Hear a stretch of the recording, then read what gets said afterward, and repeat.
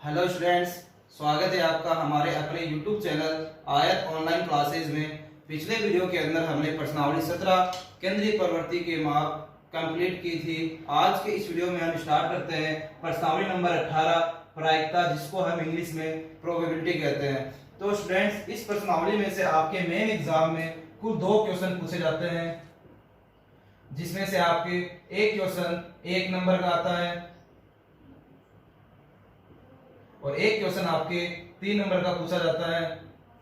तो स्टूडेंट्स, इस प्रश्नावली नंबर 18 में से आपके कुल 4 नंबर के क्वेश्चन मेन एग्जाम में पूछे जाते हैं और यह प्रश्नावली बहुत आसान प्रश्नावली है, या फिर हम कह सकते हैं पूरी बुक्स के अंदर जो सबसे इजी और जो सबसे छोटी प्रश्नावली है वो हमारी प्रश्नावली नंबर 18 यानी प्रायिकता है। आप इस प्रश्नावली में आसानी से 4 नंबर बना सकते हैं।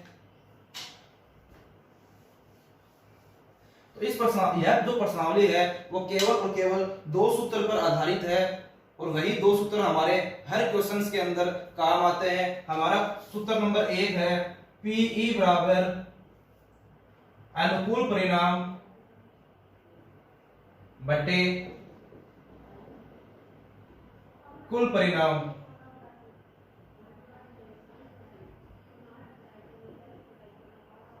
तो अनुकूल परिणाम बटे कुल परिणाम बराबर होता है हमारे पास पीई।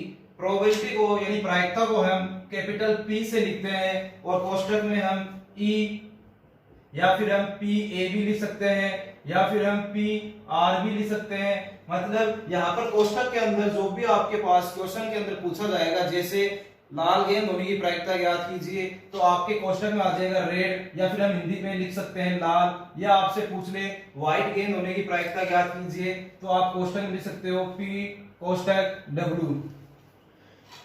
प्रायिकता का जो मान होता है हमारे पास वो 0 से लेकर 1 के बीच में होता है, यानी ना तो 0 से कम होता है और ना ही 1 से ज्यादा होता है।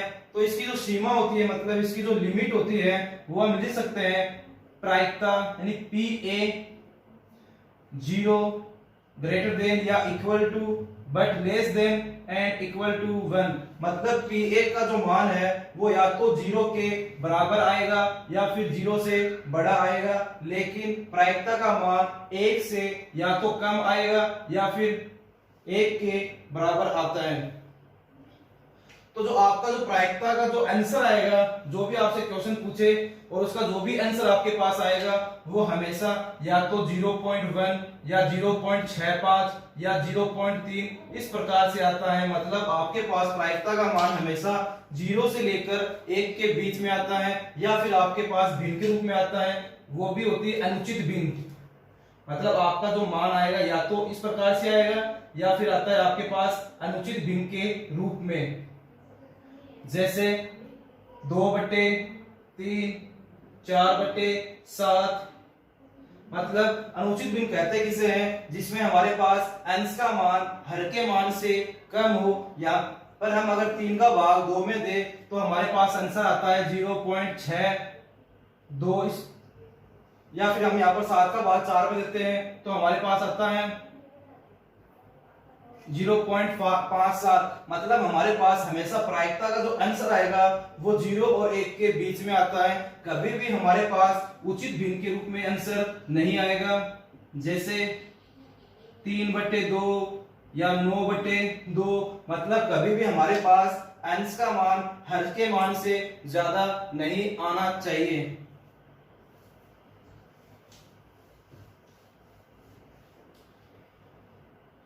हमारी जो प्रायिकता होती है वो कभी भी ऋणात्मक नहीं होती है। मतलब हमारे पास कभी भी प्रायिकता का मान माइनस में नहीं आना चाहिए, जैसे -1, माइनस के 0.4, माइनस के 0.3।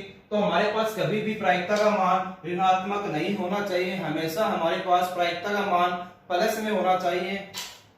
दूसरा है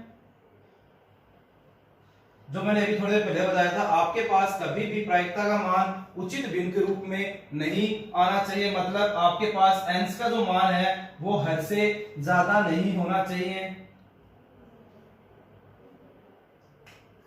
तो प्रायिकता का जो मान अभी मैंने आपको बताया था कि 0 से लेकर 1 के बीच में ही आता है। तो जीरो कब आता है आपके पास? जब आपके पास कोई घटना असंभव हो, या फिर हम कह सकते हैं आपके पास जो घटना अनिश्चित हो। यानी जीरो कब आता है? जब आपके पास घटना या तो असंभव हो या फिर हम कह सकते हैं अनिश्चित हो। तो असंभव या अनिश्चित का मतलब क्या है? जैसे अगर मेरे को किसी ने बोल दिया कि आपको जयपुर से झुंझुनू आना है, वो भी केवल 10 मिनट के अंदर, तो क्या मैं यहाँ पर 10 मिनट से जयपुर से झुंझुनू 10 मिनट में पहुंच सकता हूँ क्या? तो नहीं। तो यह मेरे लिए क्या हुआ? असंभव हुआ।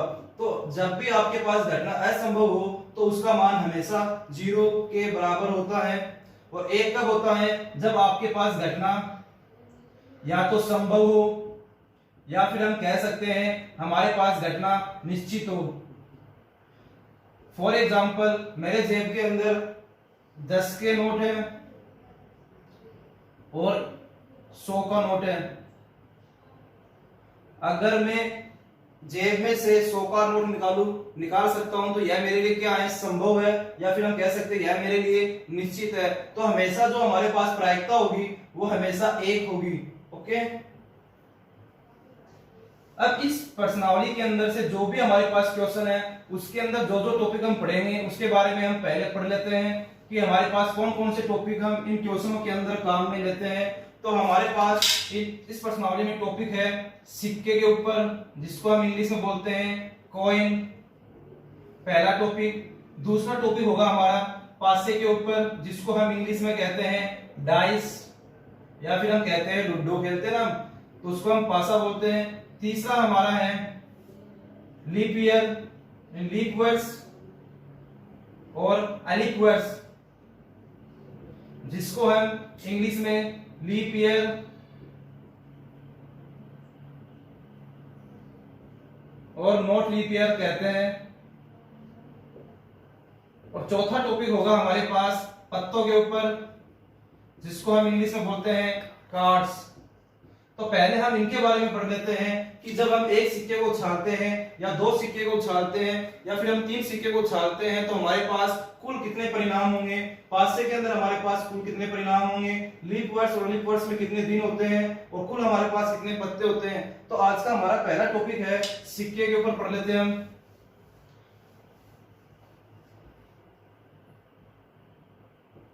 तो जिसको हम इंग्लिश में बोलते हैं कॉइन।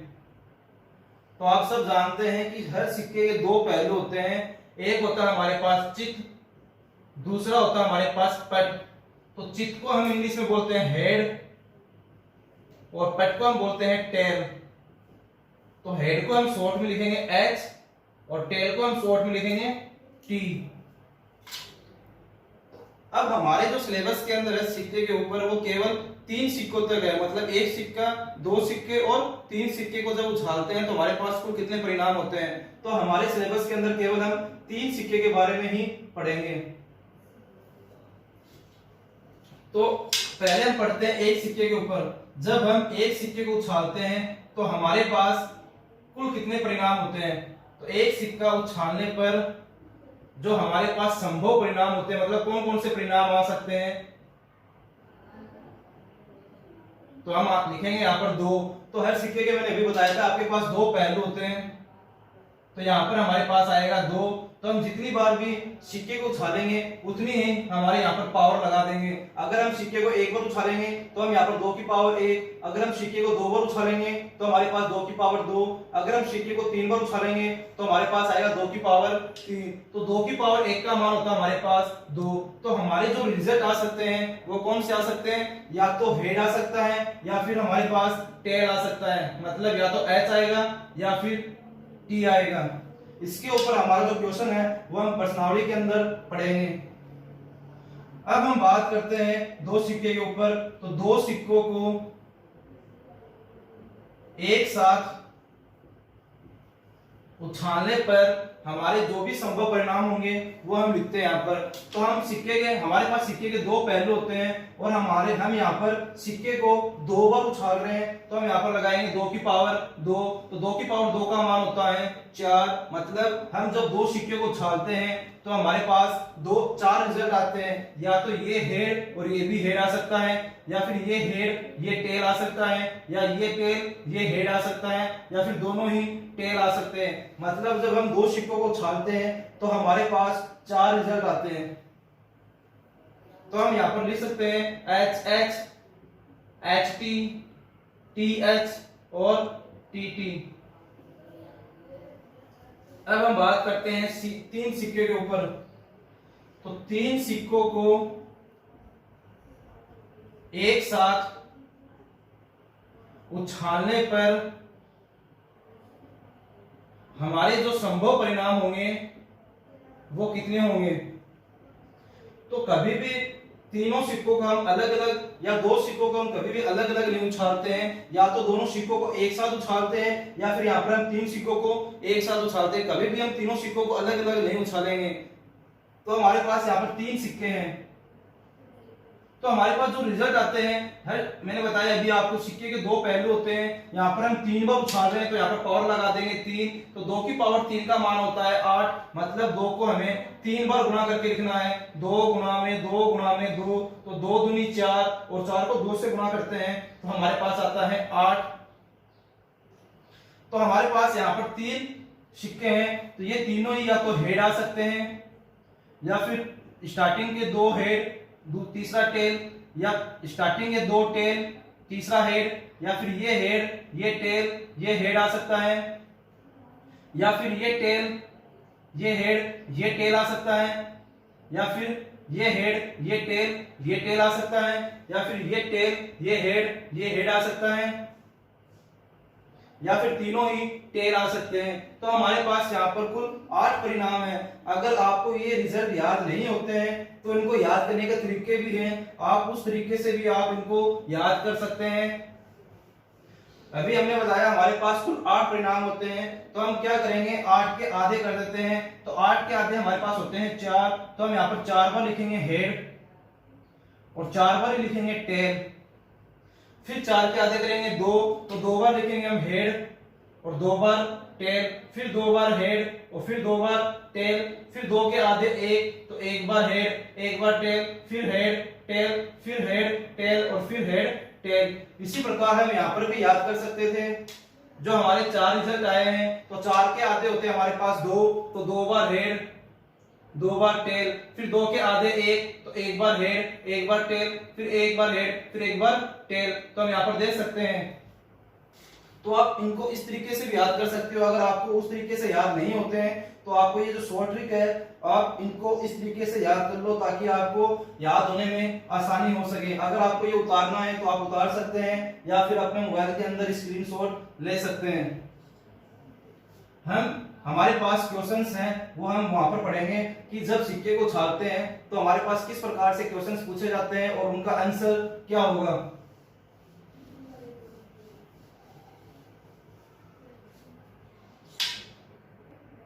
हमारा दूसरा टॉपिक है पासा, जिसको हम इंग्लिश में लिखते हैं डाइस। तो हम जानते हैं हर पासे के 6 पहलू होते हैं। तो हम जब एक पासे को फेंकते हैं या उछालते हैं, हमारे पास जो संभव परिणाम आते हैं, मतलब जब हम लूडो खेलते हैं तो उसके ऊपर 1 से लेकर 6 तक लिखे हुए थे। तो हम यहाँ पर लिख सकते हैं एक पासे को फेंकने पर संभव परिणाम कौन कौन से हो सकते हैं हमारे पास। या तो 1 हो सकता है, या 2 हो सकता है, या 3, या 4, या 5, या 6। मतलब पासे के ऊपर 1 से लेकर 6 तक लिखा हुआ रहता है। तो यहाँ पर हम हर पासे के हमने बताया 6 पहलू। तो हम यहाँ पर पासे को 1 बार फेंक रहे हैं, तो यहाँ पर 6 की पावर 1, मतलब हमारे पास कुल रिजल्ट आए 6। अगर हम पासे को 2 बार फेंकें तो 2 पासे को एक साथ, कभी भी 2 पासे को अलग अलग नहीं फेंकेंगे, दोनों पासों को एक साथ फेंकेंगे। तो 2 पासे को एक साथ फेंकने पर संभव परिणाम तो अब की बार हम पासे को 2 बार फेंक रहे हैं, तो यहाँ पर हम 6 की पावर 2 लगा देंगे, मतलब 6 को हमें 2 बार गुणा करना है, तो 6 गुणा में 6 होता है हमारे पास 36। तो हमारे जो कुल रिजल्ट आएंगे वो आएंगे 36। तो यहाँ पर हमारे पास 2 पासे हैं,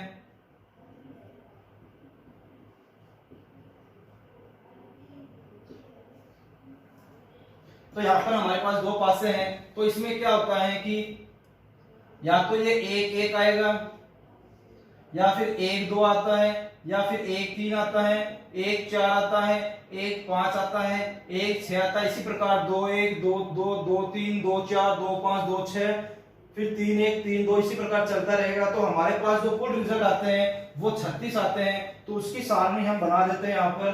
तो हमारे पास 1 1 1 2 1 3 1 4 1 5 और 1 6। इसी प्रकार 2 1 2 2 2 6 3 1 3 2 3 6 4 1 4 2 4 6 5 1 5 2, फिर 5 3 5 4 5 5 और 5 6, फिर 6 1 6 2 6 3 6 4 6 5 और 6 6। तो हम यहाँ पर देख सकते हैं हमारे पास इसमें 6 रिजल्ट, 6 इसमें है और 6 इसमें है, 6 इसमें और 6 इसमें और 6 इसमें। तो हमारे पास कुल परिणाम हुए टोटल 36।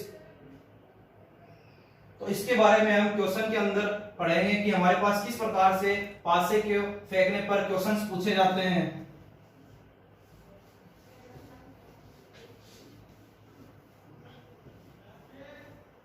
हमारा तीसरा टॉपिक है पत्तों के बारे में, जिसको हम इंग्लिश में बोलते हैं कार्ड्स। अब कई स्टूडेंट्स मेरे जैसे हैं जिन्होंने कभी ना तो कार्ड्स खेले हैं और ना ही कभी कार्ड्स को देखा है, तो उनको याद करने में तकलीफ होती है कि हमारे पास कुल कितने कार्ड्स हैं, तो कौन से कितने प्रकार के कार्ड्स होते हैं, हुकुम के पत्ते कितने होते हैं और बेगम के पत्ते कितने होते हैं। तो आपको मैं एक शॉर्ट ट्रिक से याद करवा देता हूँ। आप उन शॉर्ट ट्रिक को याद कर लोगे तो आप कभी भी इस चीज को नहीं भूलोगे कि स्पेड कितने होते हैं हमारे पास, बेगम कितनी होती है, बादशाह के पत्ते कितने होते हैं। तो आपको एक मैं चार्ट बना देता हूँ, आप उस चार्ट को याद कर लो, तो आपको इन पत्तों के बारे में याद करने में कोई प्रॉब्लम नहीं आएगी। तो हम जानते हैं कि हमारे पास जो कुल पत्ते होते हैं वो होते हैं 52। तो जो पत्ते होते हैं हमारे पास दो कलर के होते हैं। एक तो होता है हमारे पास काले कलर के, काले रंग का पत्ता जिसको हम ब्लैक, और दूसरा होता है हमारे पास रेड जिसको हम बोलते हैं लाल। तो हमने 52 को 2 भागों में बांटा है। तो 52 को जब हम 2 भागों में बांटेंगे तो ये भी हमारे पास 26 होंगे और ये भी हमारे पास 26 होंगे। तो इसी प्रकार काले रंग के पत्ते ब्लैक कलर के कार्ड जो होते हैं वो भी 2 प्रकार के होते हैं और रेड वाले भी 2 प्रकार के होते हैं। तो काले रंग के जो पत्ते हमारे पास 2 प्रकार के होते हैं उनमें से हमारा पहला है स्पेड, जिसको हम हिंदी में कहते हैं हुकुम का पत्ता। दूसरा होता है हमारे पास क्लब, जिसको हम हिंदी में कहते हैं चिड़ी, चिड़ी के पत्ते। रेड में आता है हमारे पास हैट, जिसको हम हिंदी में कहेंगे पान के पत्ते। और एक होता है हमारे पास डायमंड, जिसको हम हिंदी में कहते हैं ईंट, ईंट के पत्ते। तो हमने यहाँ पर 26 को 2 भागों में बांटा है। तो हमारे पास स्पेड के भी 13 कार्ड्स होंगे, कलर्स के भी 13 कार्ड्स होंगे, और जो पान के पत्ते हैं वो भी हमारे पास 13 होंगे, और ईंट के जो पत्ते हैं हमारे पास वो भी 13 होंगे। अब हमारे पास जो 13 कार्ड्स होते हैं वो होते हैं ए, के, क्यू, जे, 9 8 7 6 5 4 3 2। इसी प्रकार ये भी ए, के, क्यू, जे, ए, के, क्यू, जे, के, क्यू, जे, ये चलते रहते हैं आगे। तो हमारे पास यहाँ पर जे के बाद में आता है 10 और फिर आता है 9। तो हमारे पास कुल 13 पत्ते हो गए, 1 2 3 4 5 6 7 8 9 10 11 12 13। तो हम यहाँ पर ए को बोलते हैं एस, जिसको हम हिंदी में बोलते हैं इक्का, इक्के वाले पत्ते। के को बोलते हैं हम किंग, और किंग को हिंदी में हम बोलते हैं बादशाह, यानी बादशाह वाले पत्ते। क्यू को बोलते हैं हम इंग्लिश में क्वीन, जिसको हम हिंदी में बोलेंगे बेगम, यानी बेगम वाले पत्ते। और जे को बोलेंगे हम जोकर, यानी जेक, जिसको हम हिंदी में बोलते हैं गुलाम वाले पत्ते।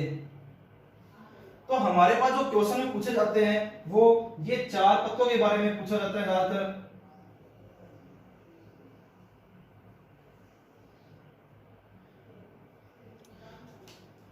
तो हमारे पास कुल इक्के कितने हो गए यहाँ पर, 1 2 3 4। तो हमारे पास कुल इक्के हो गए 4। बादशाह भी हमारे पास 4 है, बेगम भी हमारे पास 4 है, और गुलाम भी हमारे पास 4 है। यदि हमारे पास ऐसे क्वेश्चन पूछ ले कि काले रंग के इक्के कितने हैं, तो काले रंग के हमारे पास 2 इक्के हैं, और 2 ही हमारे पास लाल रंग के इक्के हैं, और 2 ही हमारे पास बादशाह के इक्के काले रंग के, और 2 लाल रंग के हमारे पास बादशाह है। यदि हमसे क्वेश्चन पूछ ले कि कलब का इक्का कितना है, तो कलब का इक्का हमारे पास केवल 1 है। और अगर काले रंग के पूछे तो हमारे पास 2 है, लेकिन कलब के इक्के हमारे पास 1 है। और हमसे पूछ ले कुल इक्के कितने हैं, तो कुल इक्के हमारे पास है 4। तो इसी प्रकार यदि हमसे पूछ ले कि हेड का बादशाह कितने हैं, यानी पान के बादशाह कितने हैं, तो पान का बादशाह हमारे पास सिर्फ 1 है। लेकिन हमसे पूछ ले लाल रंग के बादशाह, तो लाल रंग के बादशाह हमारे पास है 2। यदि हमसे पूछ ले ईंट का बादशाह, तो ईंट का बादशाह हमारे पास 1 है। और हमसे पूछ ले कि कुल बादशाह कितने हैं, तो हमारे पास कुल बादशाह है 4। ओके स्टूडेंट्स, आप इसको नोट कर लो, आपको याद करने में दिक्कत नहीं आएगी। आप इसको याद कर लोगे तो आपको इस टॉपिक के ऊपर कोई भी क्वेश्चन आ जाए तो आप उसको आसानी से कर सकते हैं। हमारा नेक्स्ट टॉपिक है लीप ईयर और अलीप ईयर, लीप वर्ड्स और अलीप वर्ड्स। ये हमारा इंपॉर्टेंट टॉपिक है। इसके अंदर से हमारे पास 1 नंबर का क्वेश्चन या 3 नंबर का क्वेश्चन मेरे एग्जाम में पूछा जा सकता है। तो लीप वर्ड्स और अलीप वर्ड्स का मतलब क्या है, यदि आपके साल के अंदर 4 का पूरा भाग जाता है, यानी 4 का पूरा भाग चला जाए, तो उसके अंदर हमारे पास होगा लीप वर्ड्स। और जिसमें हमारे पास 4 का भाग नहीं जाता हो तो वो होगी हमारे पास अलीप वर्ड्स। जैसे हमारे पास 2020 सीएफ चल रही है, अगर हम इसमें 4 का भाग दें तो हमारे पास चलेगा 55 बार, मतलब हम यहाँ पर 4 का भाग देने पर हमारे पास पूरा भाग जा रहा है। तो हम कह सकते हैं कि हमारे पास जो 2020 है वो लीप वर्ष है। 2021 है, अगर हम इसमें 4 का भाग देते हैं तो हमारे पास 20 में 5 बार जाता है, लेकिन 21 में पूरा भाग नहीं जाता है, तो हम कह सकते हैं 2021 अलीप वर्ष है। इसी प्रकार 2022 में भी 4 का भाग नहीं जाता है, 2023 में भी 4 का भाग नहीं जाता है, उसके बाद 2024 में हमारे पास 4 का भाग जाता है। तो हम कह सकते हैं कि लीप वर्ष जो आती है वो 3 साल बाद में आती है। 4 का भाग चला जाए तो लीप वर्ष, और 4 का भाग नहीं जाए तो अलीप वर्ष। हमारे पास लीप वर्ष में कुल 366 दिन होते हैं, और अलीप वर्ष में हमारे पास होते हैं 365 दिन। जब हम 7 का भाग देते हैं 366 में, मतलब हमारे पास एक सप्ताह के अंदर 7 दिन होते हैं। अगर हम साल के अंदर कुल सप्ताह निकालना चाहे तो कैसे निकालेंगे, तो हम इसमें 7 का भाग देंगे, तो 7 का भाग 36 में 5 बार जाता है, तो 7 5 35, हमारे पास बचता है 1। फिर हमारे पास उतारेंगे हम आगे 6, तो हम 7 का भाग देंगे 16 में, तो 7 दूनी 14, हमारे पास बचता है 2 दिन। अगर हम 365 में 7 का भाग दें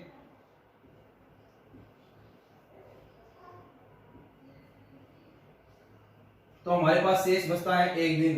तो हमारे पास लीप वर्ष में भी 52 सप्ताह होते हैं, और अलीप वर्ष में भी हमारे पास 52 सप्ताह होते हैं, लेकिन लीप वर्ष में हमारे पास 2 दिन शेष बचते हैं, और अलीप वर्ष में हमारे पास 1 दिन शेष बचता है। तो इसमें भी हमारे पास 52 सप्ताह हैं, और अलीप वर्ष में भी हमारे पास 52 सप्ताह होते हैं।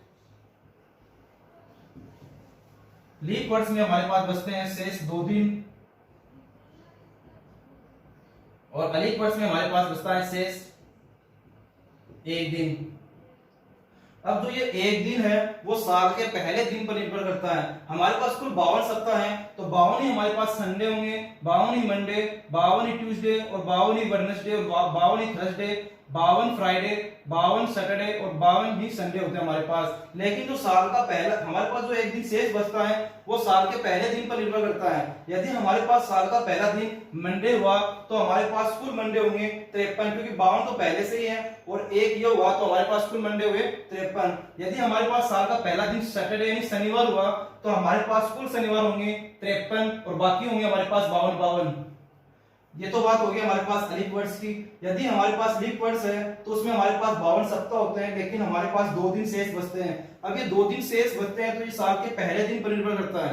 यदि आपका पहला दिन संडे हुआ तो दूसरा दिन होगा आपके पास मंडे। मतलब आपके पास 52 तो पहले से ही है संडे और मंडे, तो यहाँ पर ये और ये मिला के होगा हमारे पास 53 ही संडे होंगे और 53 ही हमारे पास होंगे मंडे, और बाकी जो दिन होंगे वो हमारे पास होंगे 52। यदि साल का पहला दिन आपके पास फ्राइडे है तो दूसरा दिन ऑब्वियसली आपके पास होगा सैटरडे यानी शनिवार होगा, तो आपके पास फ्राइडे भी 53 होंगे और सैटरडे भी यानी शनिवार भी आपके पास 53 होंगे, और बाकी जो दिन बच गए आपके पास वो होंगे 52। क्योंकि हमारे पास लीप वर्ड्स के अंदर शेष 2 दिन बच रहे हैं। यदि आपका पहला फ्राइडे है तो दूसरा दिन आपका होगा सैटरडे, तो 52 तो सारे है ये पहले से ही, तो ये एक और ऐड कर देंगे तो 53, और सैटरडे भी हमारे पास 53 और बाकी दिन हमारे पास बचेंगे 52। तो ये टॉपिक हो गया हमारा कंप्लीट। अब हम बात करते हैं हमारा सूत्र नंबर 2 की। हमारा जो पहला सूत्र था उसमें हमने बताया था कि पीई बराबर, हमारा सूत्र होता है अनुकूल परिणाम बटे कुल परिणाम। सबसे ज्यादा जो हमें सूत्र काम में लेना है इस प्रश्नावली के अंदर वो यही सूत्र काम में लेना है, पीई बराबर अनुकूल परिणाम बटे कुल परिणाम। हमारा जो दूसरा सूत्र है वो है पीई प्लस में पीई नहीं इज इक्वल टू 1। हम इसको ऐसे भी लिख सकते हैं पीई प्लस में पीई, ई के ऊपर यहाँ पर डैश लगा दो, इस डैश का मतलब होता है नहीं इज इक्वल टू 1। तो मतलब यहाँ पर घटना होने की प्रायिकता और घटना नहीं होने की प्रायिकता, इन दोनों का जो योग होता है वो 1 के बराबर होता है। तो इस सूत्र के ऊपर आपको किस प्रकार से क्वेश्चन पूछा जाता है वो आपको मैं यहाँ पर बता देता हूँ। जैसे कि आपको इन दोनों में से आपको पीई या फिर पीई नोट में से कोई भी एक मान दे देता है। जैसे कि हमने हमारे पास क्वेश्चन है पीई बराबर 0.65 हो तो पीई नहीं की प्रायिकता ज्ञात कीजिए। तो आपके पास जो भी क्वेश्चन आएगा या फिर जो भी आपके पास आंसर आएगा वो हमेशा 0 और 1 के बीच में ही आता है, ना तो 0 से कम आता है और ना ही 1 से ज्यादा आता है। तो हमसे पीई नोट पूछा गया है तो हम क्या करेंगे, यहाँ पर ये सूत्र लगाएंगे पीई प्लस में पीई नोट यानी नहीं बराबर 1। तो हमारे पास यहाँ पर पीई का मान है 0.65 प्लस में पीई नोट हमें पूछा गया है इज इक्वल टू 1। हमें इसका मान निकालना है तो हम क्या करेंगे 0.65 जो इधर हमारे पास प्लस में है इधर हम 1 के साथ माइनस में भेज देंगे, तो हमारे पास पीई जो नहीं है उसका मान निकल कर आएगा। तो 1 माइनस इधर आएगा हमारे पास 0.65। जब हम 1 में से 0.65 घटाते हैं तो हमारे पास बचता है 0.35। यह हमारा पीई नहीं का मान आ चुका है। हमको दिया हुआ था क्वेश्चन के अंदर पीई यानी घटना होने की प्रायिकता और हमने निकाला है घटना नहीं होने की प्रायिकता। जब हम इन दोनों मानों को प्लस करते हैं तो हमारे पास 1 के बराबर आता है। तो आपको इस क्वेश्चन के अंदर या तो पीई देगा या फिर पीई नहीं देगा, एक मान देगा और दूसरा मान आपसे पूछा जाता है। तो स्टूडेंट्स आज के इस वीडियो के लिए बस इतना ही। अगर वीडियो अच्छा लगे तो लाइक कीजिए, अपने दोस्तों के साथ शेयर कीजिए और सब्सक्राइब कीजिए, साथ ही बेल आइकन को प्रेस कीजिए ताकि मेरे द्वारा बनाए गए जितने भी वीडियोस हैं उनके नोटिफिकेशन आपको आसानी से मिल सके। और हम कल पढ़ेंगे इस प्रश्नावली के जितने भी क्वेश्चंस हैं हमारे पास उनके क्वेश्चंस पढ़ेंगे और इनके जो एग्जाम्पल इनके जो उदाहरण हैं उनके बारे में हम पढ़ेंगे। तो आपको जो मैंने आज पढ़ाया है वो आपको पढ़ना है ताकि जब हम क्वेश्चन स्टार्ट करेंगे तो आपको समझने में आसानी हो सके।